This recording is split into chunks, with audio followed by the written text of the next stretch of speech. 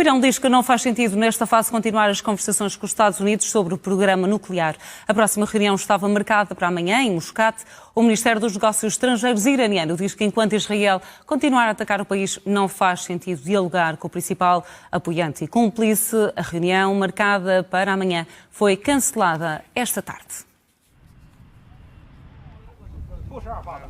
Partimos para a análise, uma vez mais com os nossos convidados, com o João Anes, membro do Observatório de Segurança e Defesa da SEDES, e o Manuel Pojo Torres, comentador SIC. Agora começa pelo Manuel Pojo Torres. Nas últimas horas ouviram-se várias movimentações diplomáticas.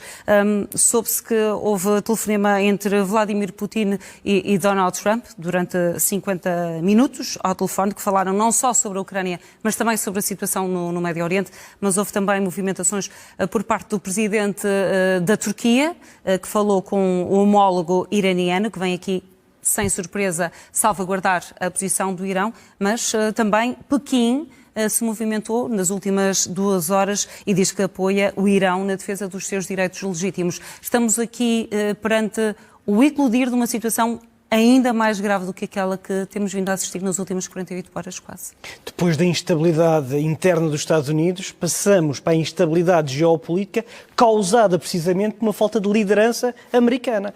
Porque noutra fase da história política do século XX, este tipo de situação era evitável. E bastava haver um líder republicano capacitado daquilo que são os valores da diplomacia, os valores da estratégia, o conhecimento de causa para poder garantir que esta situação não teria spillover internacional, para manter o Irão nos carris seguros de não violação do acordo nuclear que estava em cima da mesa. No entanto, o que nós sabemos é que Ali Khamenei aproveitou-se da boa vontade de Joe Biden para continuar dentro de um acordo nuclear a fazer enriquecimento de urânio para lá daquilo que era a marca final, a marca de 3%.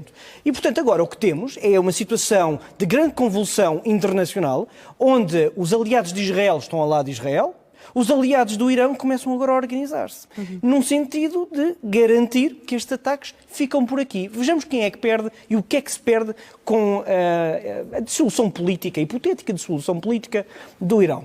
A Rússia deixa de ter acesso direto a transferências tecnológicas do Irão para a Rússia. Estamos a falar de tecnologia e dronização de armamento. Deixa de ter capacidade científica, deixa de ter meios de reabastecimento logístico, porque o Irão também enviou bastante armamento para a Rússia, e deixa de ter acesso a alguns hidrocarbonetos que seriam enviados também para a Rússia. A China, que é o principal cliente, portanto, o principal importador de petróleo ao Irão, deixa de consumir por dia cerca de 2,5 milhões de barris. Portanto, tem muito a perder neste momento.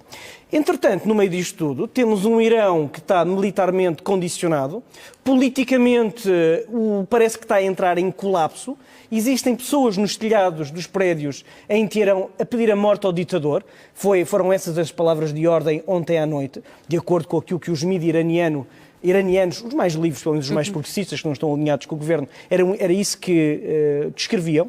E temos China e Rússia a tentar controlar aquilo que são manobras ofensivas por parte de Israel. Porque Israel aqui, embora estivesse sempre alinhado com os Estados Unidos da América, fazia um jogo duplo também com a Rússia e com a China, porque os interesses regionais de Israel não são necessariamente os mesmos interesses e objetivos, nem da União Europeia, nem dos aliados NATO na Europa e nem dos Estados Unidos da América. Portanto, tem sempre que fazer aqui um contrabalanço.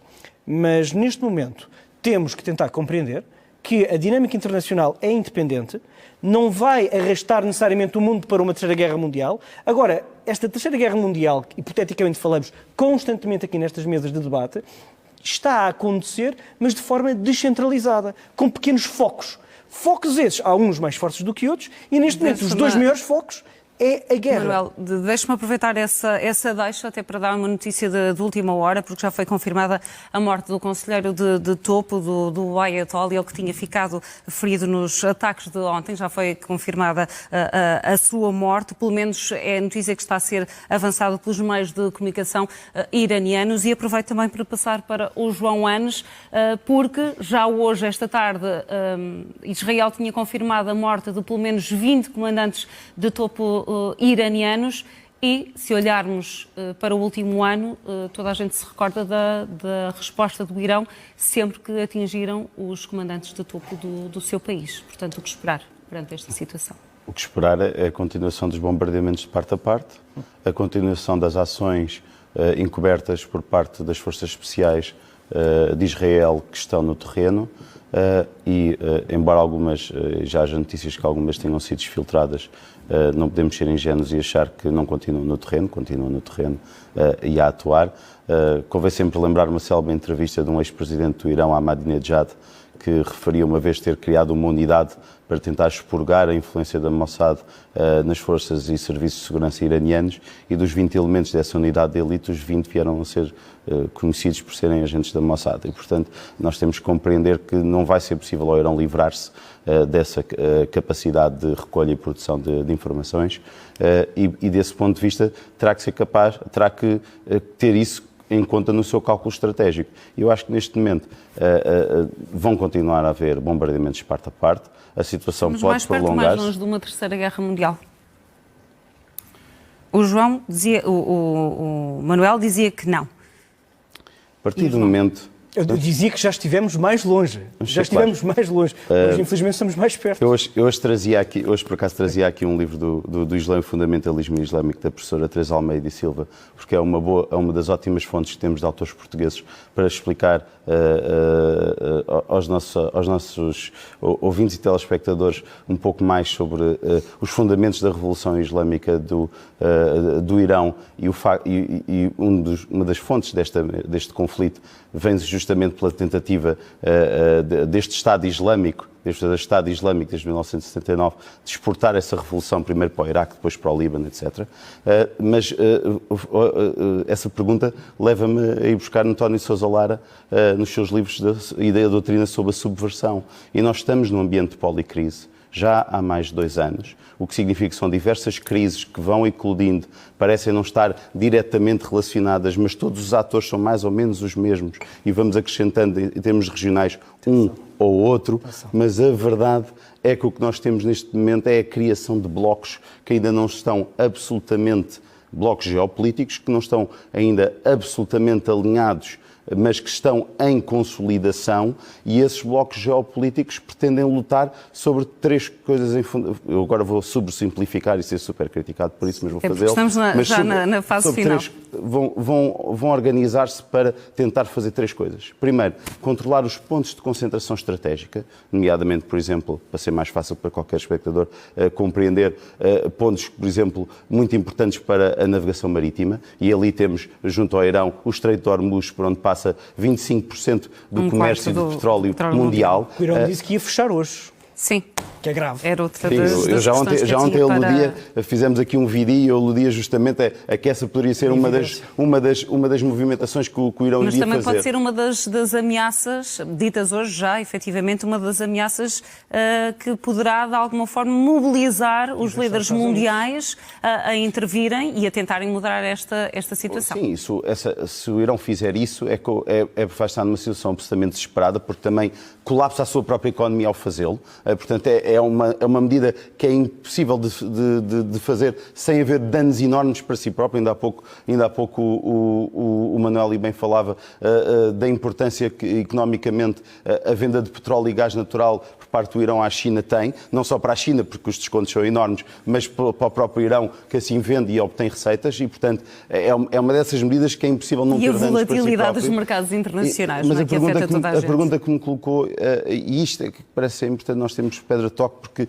toca-nos aqui em Portugal, que é, nós estamos num ambiente de policrise e essas crises vão começar a ter efeitos económicos e sociais no nosso próprio país e na generalidade dos países europeus, e nós temos que encontrar formas de criar resiliência para podermos adaptar a nossa própria, desde a política externa às nossas próprias medidas económicas, políticas e sociais em Portugal, porque estas crises vão começar a ter impactos que não são controláveis, porque começam a ser demasiadas crises ao mesmo tempo para não haver descontrolo, ou seja, estes blocos que se começam a consolidar e a organizar uns contra os outros vão começar a deixar de conseguir controlar os resultados das ações que fazem para, neste caso, seja para promover a conflitualidade, seja na Ucrânia, seja, seja em Gaza, seja entre o Irão e Israel, seja em Taiwan, seja na América Latina, e é só uma questão de tempo, para estarmos aqui a discutir temas da América Latina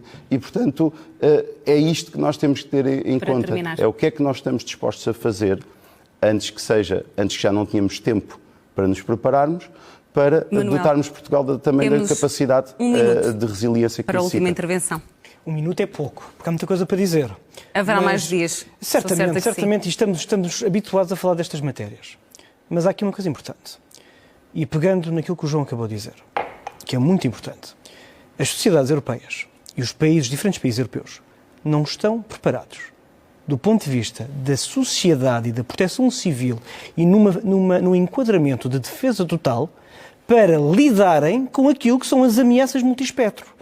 E são essas ameaças que vêm em vagas económicas, vagas financeiras, em lobbies, que vêm através dos seus deputados, que vêm através da fomentação e promoção de diferentes grupos de pressão, grupos de extrema-esquerda, grupos de extrema-direita, uns ultranacionalistas, outros menos, anarquistas.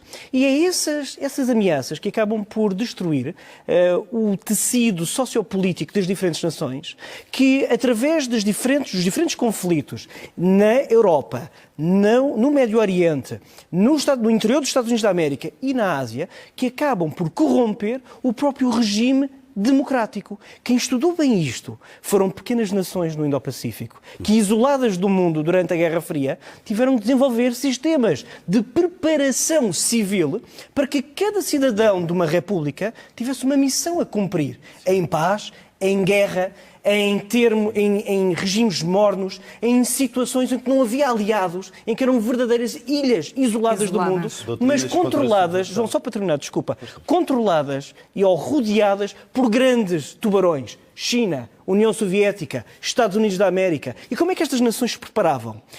Eu defendo para Portugal uma visão de defesa total, onde tem que existir um mecanismo de coordenação de emergência e todos os portugueses têm que saber que função ter em paz, no momento de crise e no momento de emergência, porque fora da União Europeia? Dentro da União Europeia.